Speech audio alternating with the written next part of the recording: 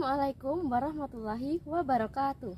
Di sini kami dari kelompok 3 dengan anggota saya Azmi Gendis Prawesti dengan NIM 103, saya Oktaviani Kristina Yasepin Syahaan dengan NIM akhir 122, dan saya Valentina Livia dengan NIM akhir 136.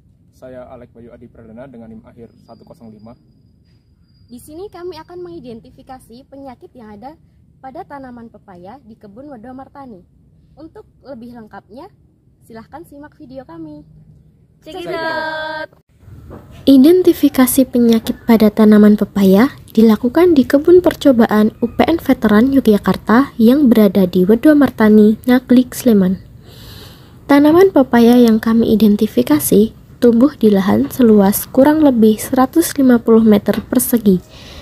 Dari 54 pohon pepaya yang kami identifikasi, kami mengambil sampel sebanyak 10%, yaitu kurang lebih sebanyak 6 tanaman pepaya. Penyakit yang menyerang tanaman pepaya yang selanjutnya adalah penyakit mosaik pepaya. Penyakit ini disebabkan oleh virus, yaitu pepaya mosaik virus. Nah, gejala yang terjadi itu dapat terlihat dari batangnya, daun, dan buahnya. Pada daun yang terkena virus ini, daun tersebut akan tumbuh dengan kasar dan terdapat garis-garis tipis tidak teratur atau mozaik berwarna hijau gelap dengan batas-batas yang terlihat jelas di sepanjang tulang daun. Lama-kelamaan, pertumbuhan daun akan terhambat, mengecil, dan menumpuk pada bagian atas. Serangan yang cukup berat akan mengakibatkan gugurnya daun pepaya. Virus ini dapat tersebar melalui kutu daun. Selain itu, penyebaran virus ini juga dapat melalui okulasi bahan tanam yang terinfeksi atau melalui cedera mekanis. Dari 6 sampel tanaman pepaya yang diidentifikasi, terdapat 5 tanaman yang terserang oleh virus ini, sehingga insidensi serangan yaitu 45%. Baik, selanjutnya ada penyakit busuk buah Anthracnosa. Nah, penyebab dari penyakit ini adalah karena adanya jamur Colletotrichum. Nah, gejalanya itu yaitu serangan pada buah ditandai dengan muncul bercak kecil, kebasah-basahan yang bisa mengeluarkan getah yang berbentuk bintik-bintik seperti itu. Kemudian untuk serangan pada buah ini akan berkembang sangat lambat ketika muda dan akan lebih cepat ketika tua. Seperti itu. Untuk yang kami amati pada lahan itu terdapat 6 sampel yang kami ambil, itu terdapat 1 sampel yang terdapat penyakit ini. Nah, sehingga nilai insidensinya itu mencapai 17%. Nah, cara pengendaliannya yaitu yang pertama yaitu menghindari adanya perlukaan pada tanaman sejak muda. Kemudian untuk perlunya pengaturan jarak tanam itu 2-3 menurut jurnal yang kami baca. Kemudian bisa menggunakan penggunaan fungisida seperti itu. penyakit selanjutnya yang menyerang tanaman pepaya yaitu PRSV atau penyakit bercak cincin yang menunjukkan gejala yang khas dan jelas, yaitu mozaik, pemucatan tulang daun, penebalan tulang daun, penebalan lamina daun, daun berbentuk seperti tali, bercak hijau seperti berminyak pada batang, dan tanaman menjadi kerdil.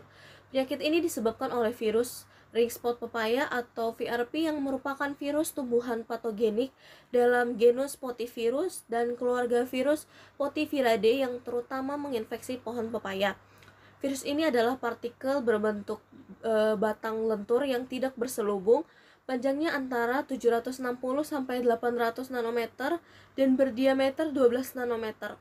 Nah, penularan virus ini terjadi melalui kegiatan mekanis seperti pemangkasan dan oleh banyaknya spesies kutu daun seperti Myzus perzicae. Nah, kehilangan hasil yang diakibatkan oleh penyakit ini berkisar antara 40-90%, bahkan mampu mencapai 100% tergantung pada waktu infeksi dan umur tanaman. Dari 54 tanaman pepaya diambil 6 tanaman sampel yang diamati. Nah, dari 6 tanaman sampel ini didapati 2 tanaman yang terkena penyakit ini yang membuat nilai insidensinya mencapai 33,3%. Materi selanjutnya adalah pengendalian penyakit.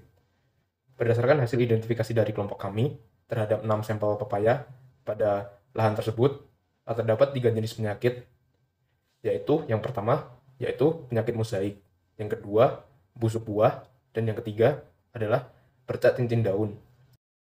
Untuk mengatasi penyakit tersebut dapat dilakukan dengan beberapa cara.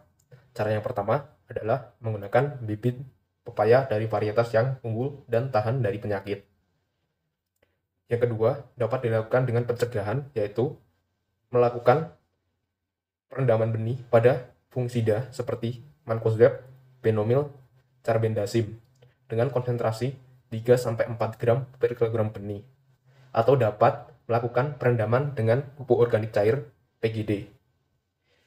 Cara perendaman sendiri dapat dilakukan dengan membasahi benih, kemudian dicampur rata dengan fungisida atau pupuk organik cair.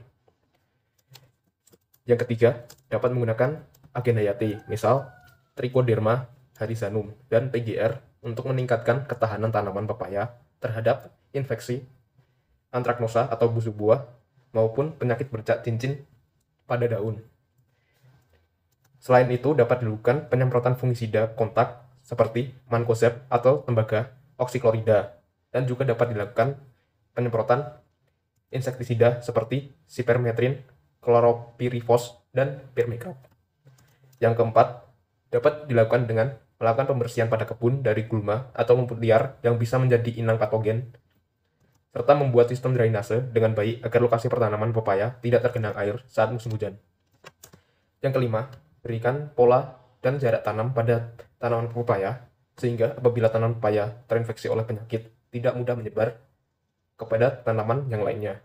Pada saat pemanenan, buah yang sehat dipisahkan dengan buah yang sakit agar tidak terjadi kontak langsung untuk menghindari infeksi di penyimpanan. Sekian video identifikasi penyakit dari kelompok kami. Ada kurangnya mohon maaf.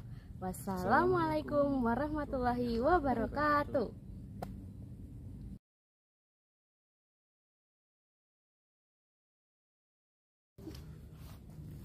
Masuk sih.